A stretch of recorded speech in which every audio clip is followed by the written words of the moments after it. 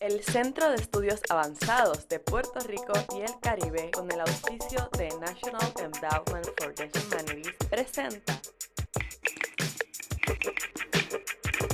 Arte en el Centro.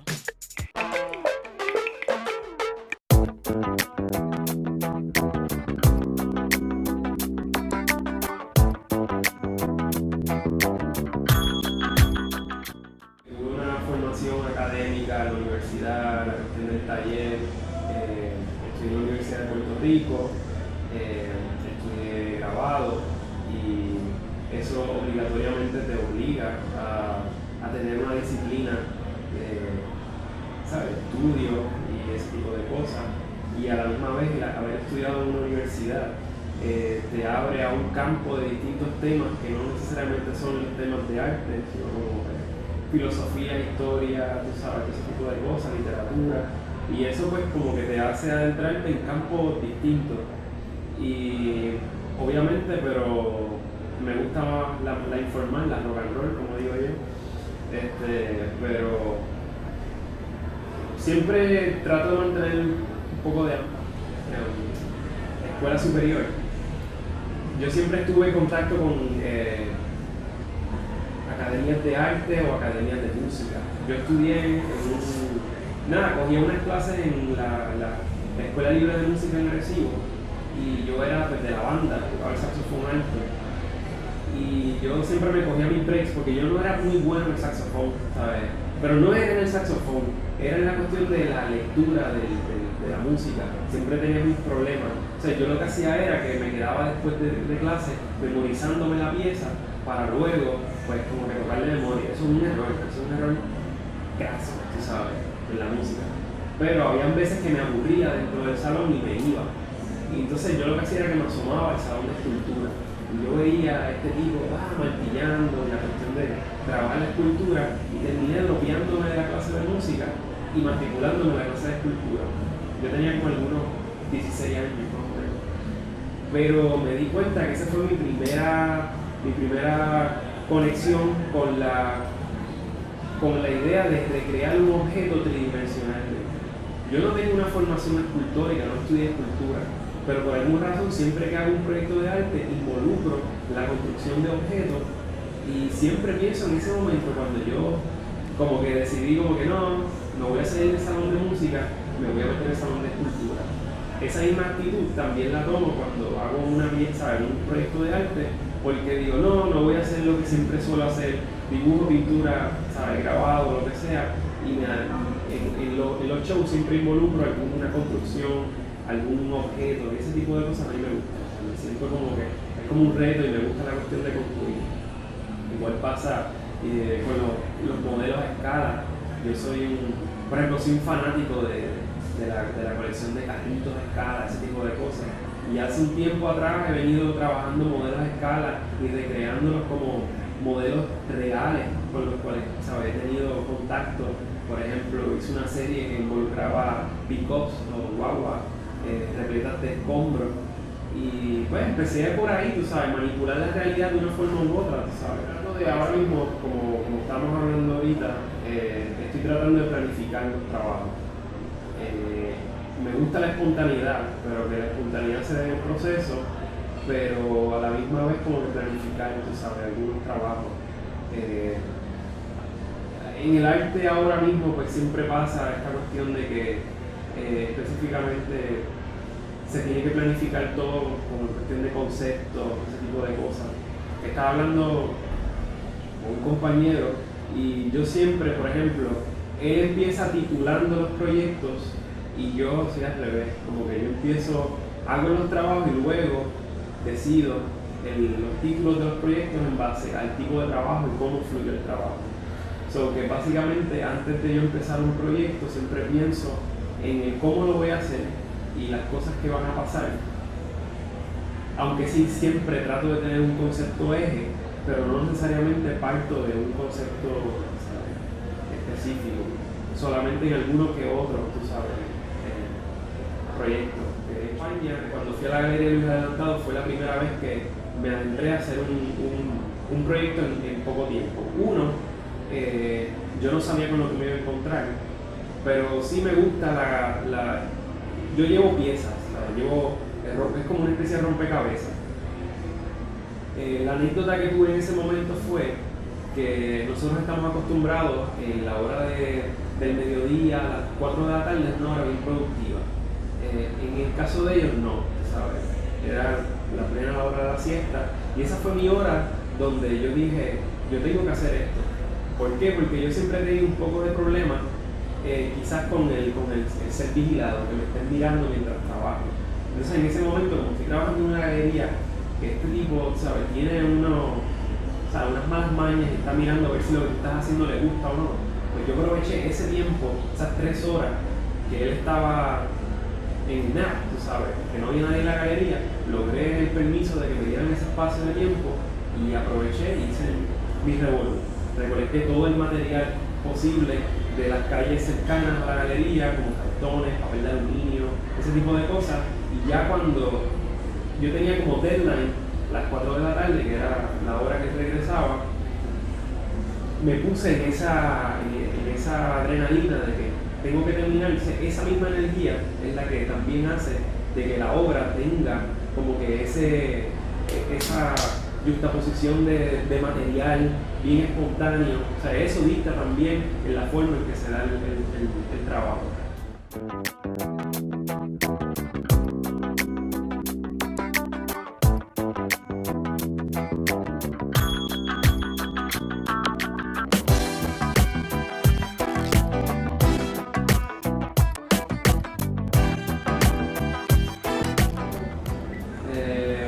Obviamente la gráfica no se puede improvisar. Hay algunas cosas que requieren, ¿sabes? Preparación técnica, algunas cosas que se tienen que preparar en el dibujo.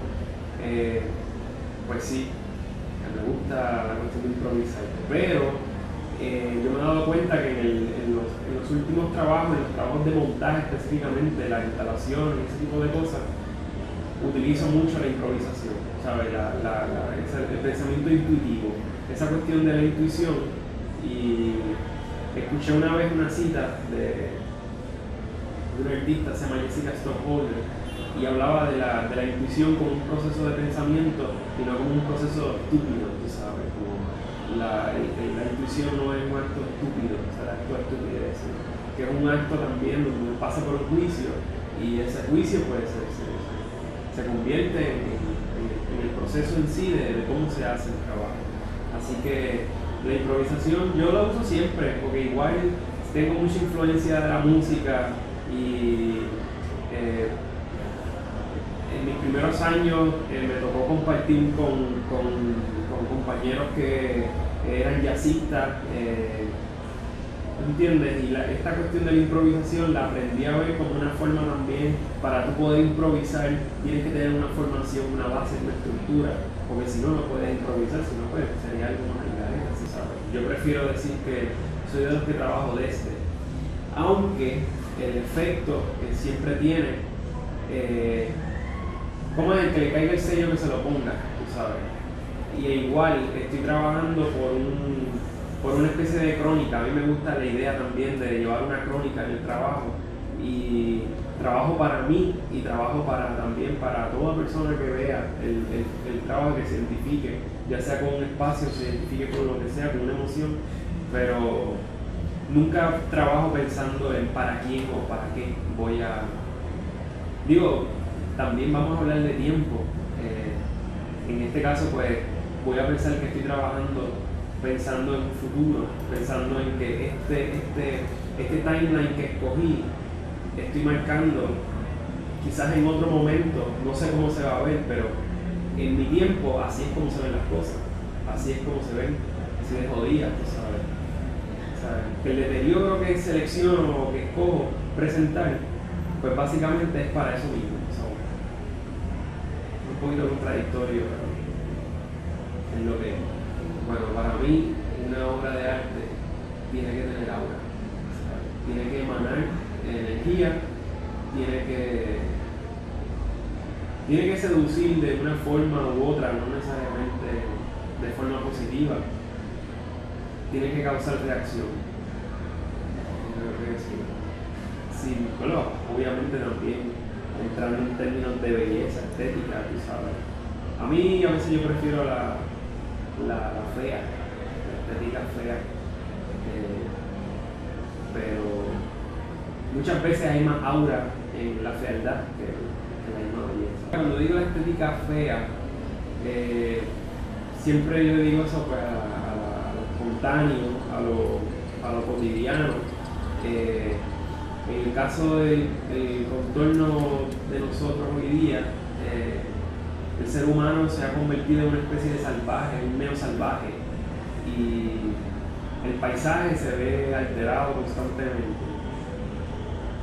Y en las ciudades específicamente, no he tenido la oportunidad de vivir en una ciudad extranjera por mucho tiempo, aunque sí las he visitado, pero esta cuestión de vivir por muchos años todavía no la he experimentado, ya vendrá. Pero en el caso de que los últimos 5 años que he estado entre San Juan, Río Piedras, Santurce, y al venir de un pueblo pues un poco más tranquilo, pueblo de la costa, soy natural de Isabela, pues he empezado a fijarme en todas esas cosas que, por ejemplo, la ciudad está bien deteriorada y el ser humano se refleja igual, de ese mismo deterioro lo refleja también en la forma de cómo convive con la ciudad.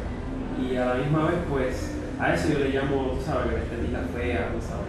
Se convierten en cosas que acaparan mi atención, pero a la misma vez reconozco que es una fealdad, o sea, es horrible, pero tiene su belleza. Y esa belleza es la que yo a veces trato de jugar con ella, trato de sacarle cosas, tú sabes, texturas, ese tipo de cosas. A mí me gusta mucho la cuestión de trabajar con ese tipo de elementos.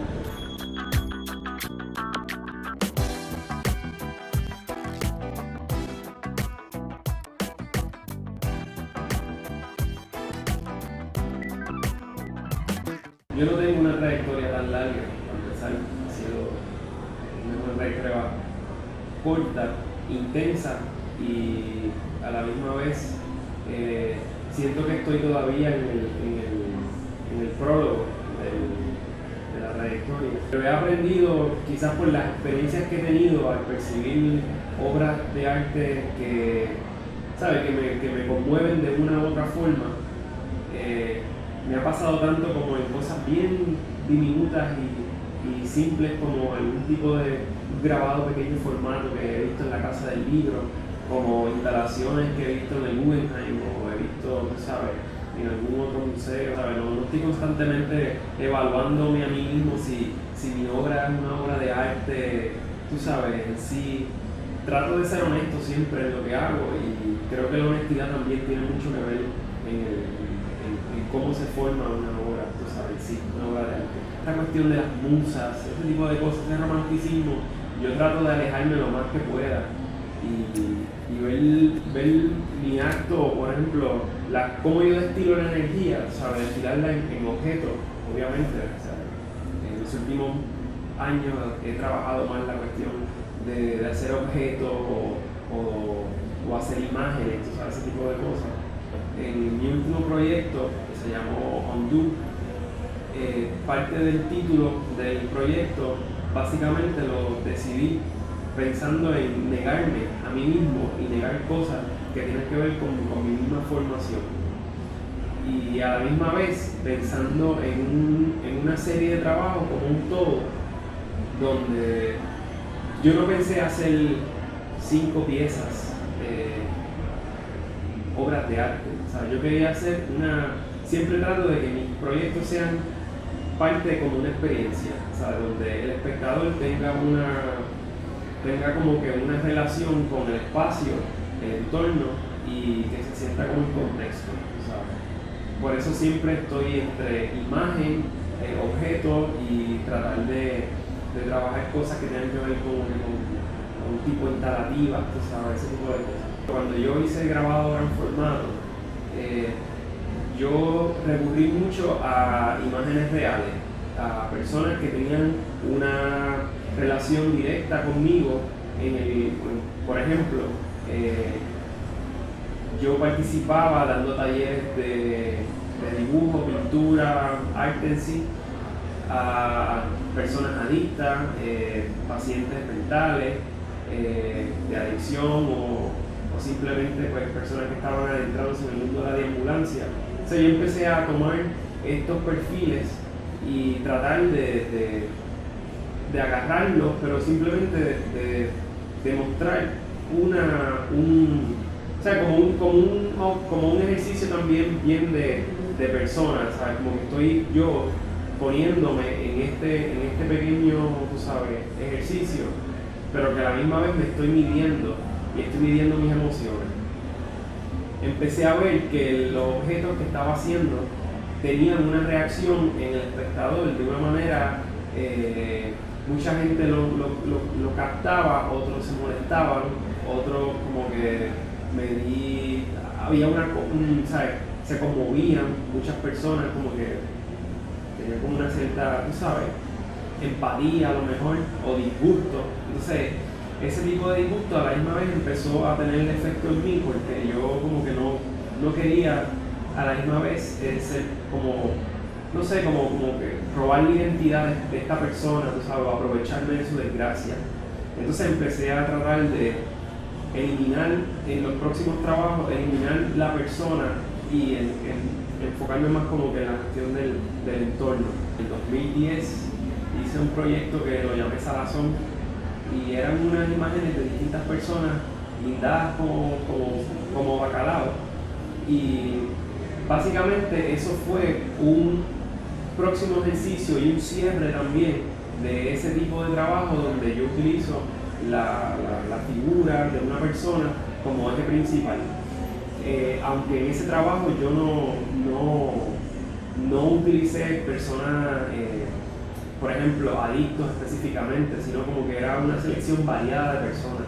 Habían personas de distintas, ¿sabes? Distintas ramas sociales, y el público ya tenía una preconcepción de que mi trabajo se nutría específicamente de personas sin hogar y ese tipo de cosas, y a la misma vez como que ahí fue donde dije, no, la idea de trabajar objetos, hacer mímesis de objetos específicamente, algunos, otros pues simplemente utilizando materiales, pueden ser reciclados, a veces son objetos que también pues tengo que comprar, tú sabes, no toda mi obra se nutre de desechos, tú sabes. También hay una parte de material que yo pues, tengo que adquirir, tú sabes. Hace un tiempo vengo trabajando una especie de serie donde hago objetos tridimensionales partiendo de referencias reales. Por ejemplo,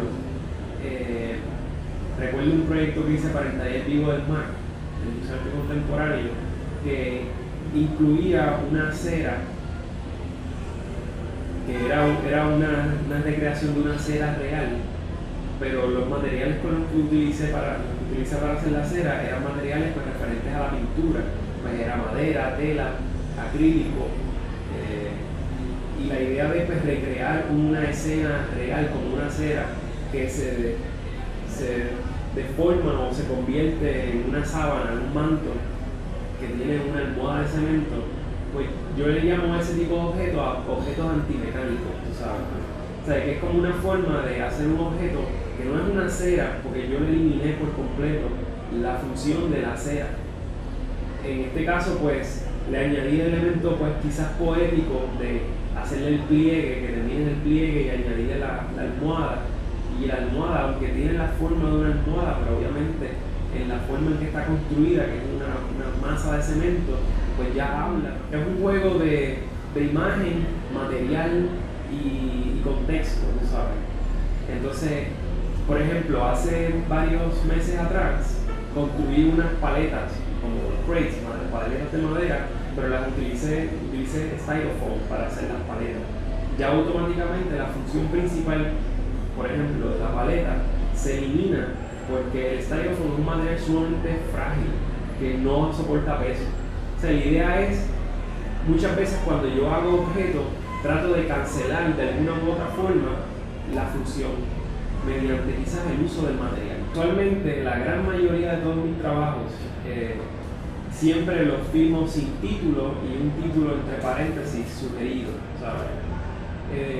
Es algo que a mí como que adopté por una cuestión de que al principio yo no pienso un título en sí, pero ya al final como la pieza pues adquiere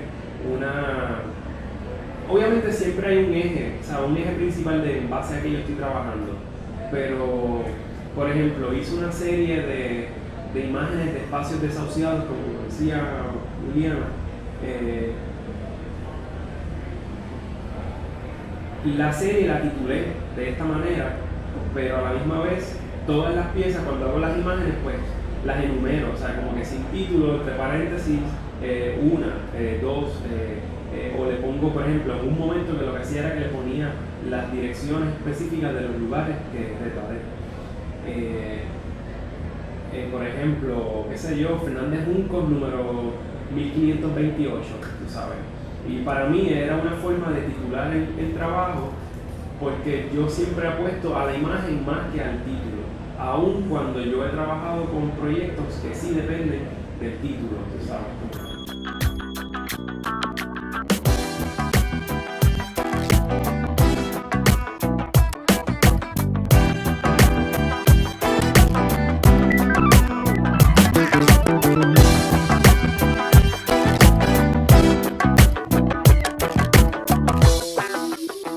Yo diría que nosotros somos la generación que se está chupando el hueso y de ese hueso está saliendo mucho sabor y a la misma vez como que hay muchos artistas que están resurgiendo y valiéndose de cooperar. Digo cooperar porque en Puerto Rico, ¿verdad? Yo estudiando y hablando con artistas de la generación de los 70, de los 80, hubo una segmentación, tú sabes, diferente a lo que pasó en los 50, donde pues, la práctica del arte pues, era una práctica más colectiva, los talleres de gráfica, yo pues, tú sabes, siempre me he identificado con la cuestión colectiva de los talleres como el ICP y, tú sabes, el taller de gráfica. Pero en los 80 y los 70 vi que, he notado, y también de parte de otros artistas que son de esa generación, que hubo una segmentación, entonces todos empezaron pues, a trabajar un poquito más como que más por sus cuentas, tú sabes. Igual también reacciona a la economía, cómo está la economía en este momento. Ahora mismo las cosas no están muy buenas. Obviamente pues la mirada del arte tiene que ir a tono con la cuestión global. Ya no solamente se habla del arte puertorriqueño en Puerto Rico, sino como que o sea, nosotros tenemos el reto de hacer arte que denote nuestra nacionalidad, pero a la misma vez tiene que ponerse en contexto y tiene que sacar, o sea, tiene que hablar también de la cuestión global, de cómo nosotros estamos posicionados también en el mercado global. Aunque hablar de mercado es otra cosa, eso son otros 20 pesos, ¿sabes? Pero he visto que ha habido un renacer y muchos artistas contemporáneos ahora están trabajando colectivos y están surgiendo espacios alternativos nuevos donde ya no se depende de las galerías, de las galerías comerciales, y entre los mismos artistas se han convertido en gestores, se han convertido, ¿sabes?, en sus propios, ¿sabes?, curadores de sus proyectos, y eso hace que la mirada pues sea, ¿sabes?, que la cosa pues sea diferente, ¿sabes?, que haya un poco más de esperanza, aunque eso le da, ¿sabes?, solidifica también la escena, ¿sabes?